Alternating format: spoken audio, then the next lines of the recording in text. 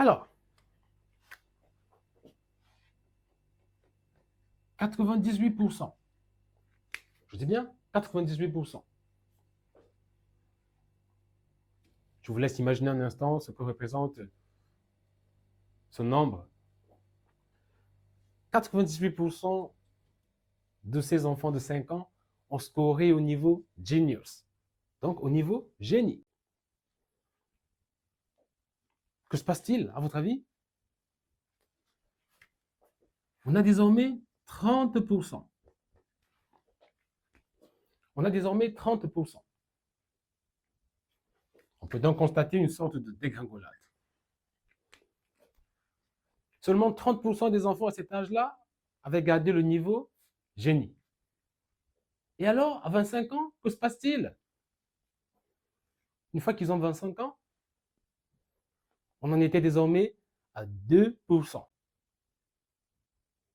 Quelque chose arrive entre 5 ans et 25 ans qui détruit 96% de cette capacité, attendant de 98 à 2%. On a donc une différence de 96%. De là, d'accord?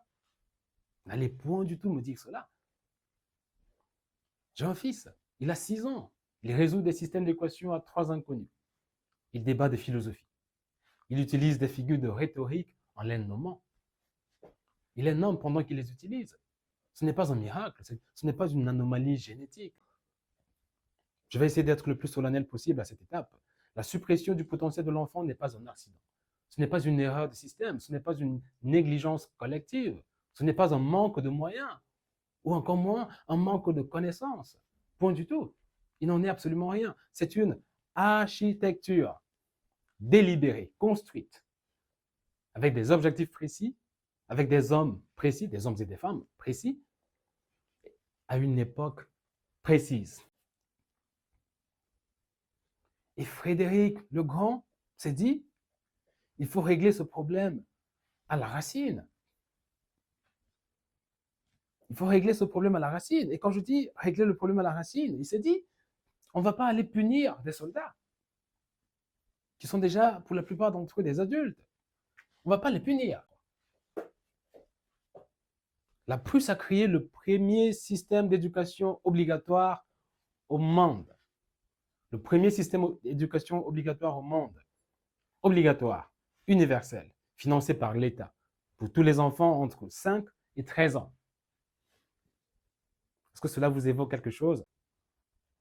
Voilà ce qu'il dit dans son livre, Dumbing Us Down.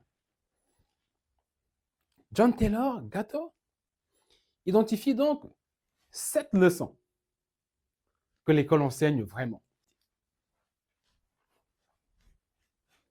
Nous sommes en train de vivre collectivement la plus grande perte de capital humain de l'histoire de l'humanité. Savoir et ne rien faire, c'est criminel. Maintenant, vous savez. Vous savez maintenant.